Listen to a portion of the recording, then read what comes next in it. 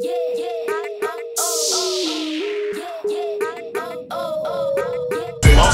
she mad at you, so she come for me, forget that. Yeah. Wow, is it a fourth order?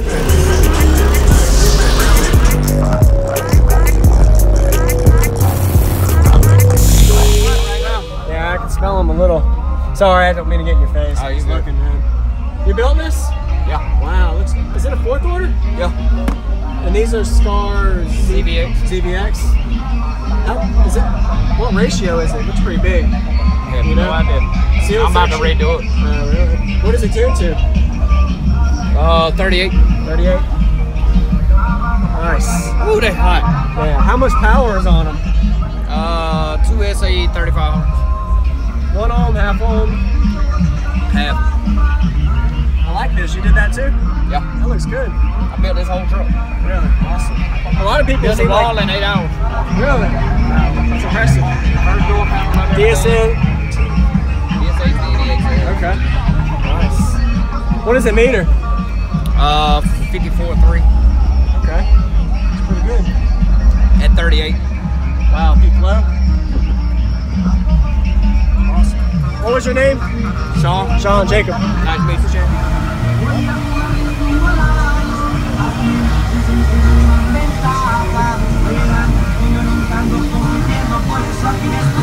Also, she mad at you, so she come for me, forget that.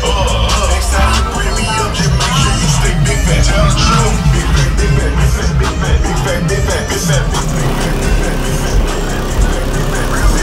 Why they make us so move forget? Get back splat. I'm on the scrum. Watch that, watch that.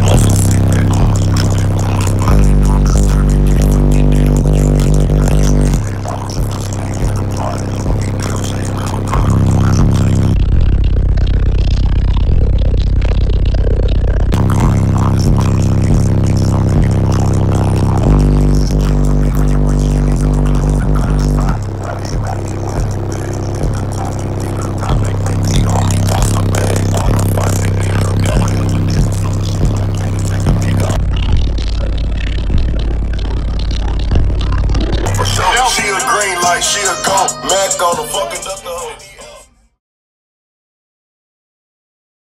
What's going on, guys? It's JacobViral for another daily video. Today's video was really short. Sorry about that. I forgot to get back to this guy's setup when I was at this car show. So I didn't get much demo footage, but I did get enough information for you guys to at least see and understand the concept of his 415's fourth order build. So my shout out today goes to David Rodriguez. He said, Jacob, I'm from Puerto Rico. Could you give me a shout out, man? I love your videos and dedication you give to car audio world. Been watching for 6 months now. And he asked me, hey, I have one question. Can you talk on the topic of sub-box fourth orders and ported boxes? So that's going to be my topic I'm going to discuss for about 2 minutes. As the setup today was a fourth order, I'll start off with, how do you know it's a fourth order? So you see in the subwoofer, the way the mounts was, the subwoofers were mounted downward. You assume that the box is got something underneath of the subwoofer. So you know there's some kind of form of built pressure going underneath of that box as well. So he has a sealed portion underneath of the box where the motors are mounted downward, underneath where there's a sealed section. So that's what makes it a fourth order. The reason it's called a fourth order enclosure, I have no reason of explaining why. Google it, find it out. I don't want to research on it. I'm not really too interested in finding out who made the name.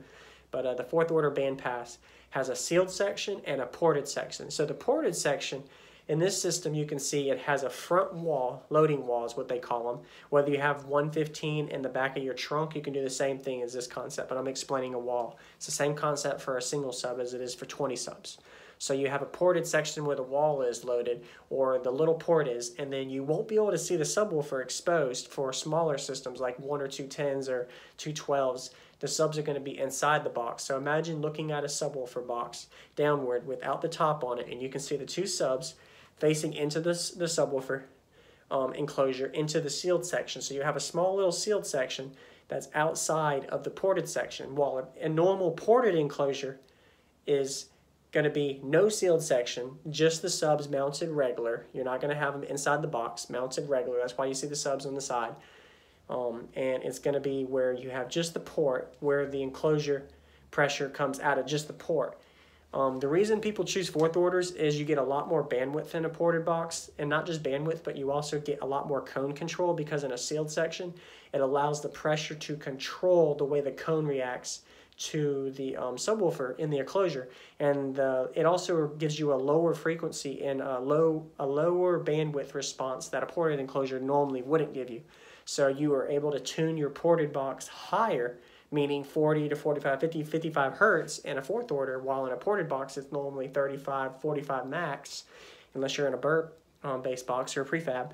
So you're able to tune higher on the ported box or the fourth order enclosure.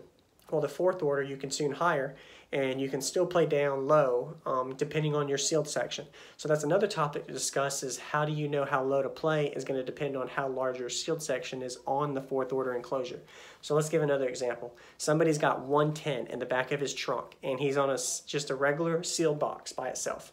And he says, okay, well, I'm going to try a ported box. So the sealed section is giving you good cone control, but it's not giving the output you want. So he goes to a ported box, which has a little port on the side with a 10, and he puts it in the trunk. Now he's got a little bit better bandwidth. He's a little bit louder. It's giving an output near the peak of the frequency of the tuning of that enclosure. He likes what he's got. But then he's like, maybe I want a little more better bandwidth. Maybe I want to be a little louder. I want to be able to play a little lower. He was tuned to 35 hertz, and it was only giving him about 28 hertz. And what if he wanted to play down to like 22 hertz and up to 45, 50 hertz, and he was only able to play down to 28 to 30 hertz with the ported box? So he was like, all right, I'm going to put my 10 in a fourth order enclosure now. So I'm going to build a box, basically the sealed enclosure I talked about at the start, with the ported enclosure, and you're going to put them together. So he's going to have the sealed enclosure where the subwoofer's inside of the box, and then it's going to have a ported enclosure on the side where the port comes out. So the subwoofer is going to be controlled. Cone control is going to be within the sealed section, and then you're going to have output coming out of the port as well.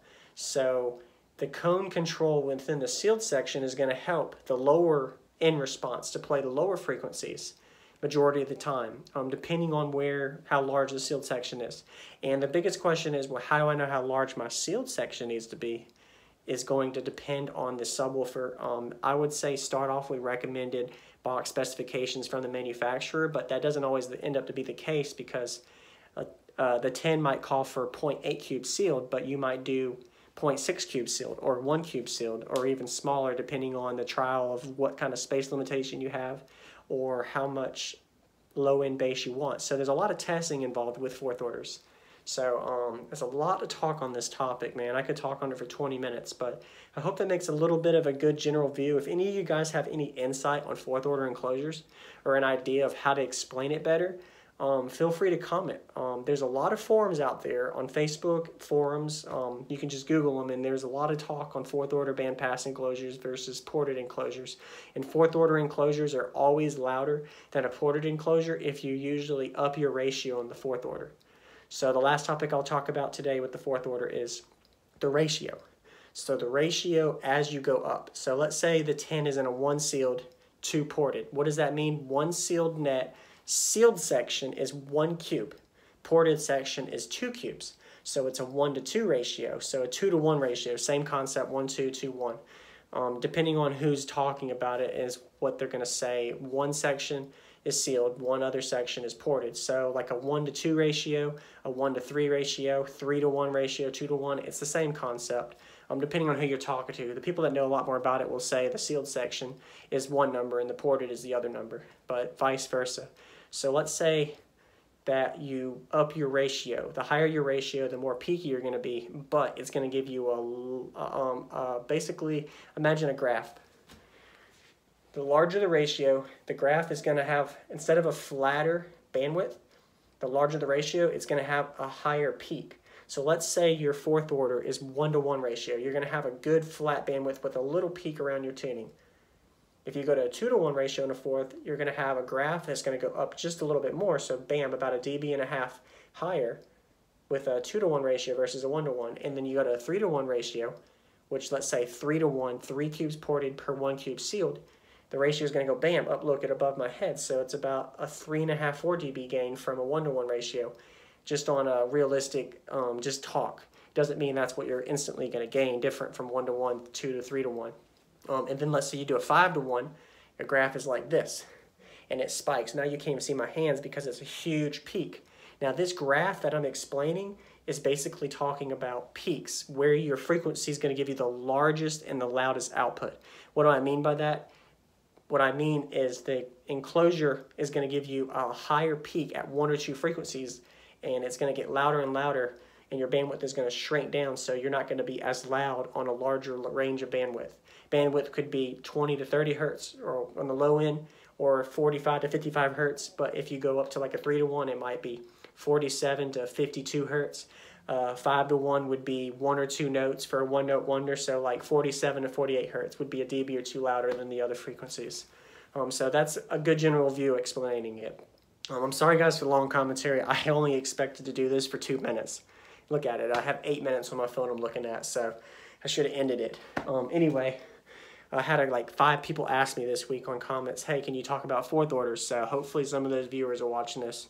Thank you guys for always watching. I really appreciate it. Stay tuned this weekend. I'm going to be posting a video update with the amplifier reveal of my system. So stay tuned. Once again, David Rodriguez. There's your daily shout out again reminder. Appreciate you guys always watching. And be sure to subscribe, like this video, and give me some comments, feedback of what you think about the setup. And say give me a shout out, and I'll give you a shout out eventually, man. Later guys, JacobViral out.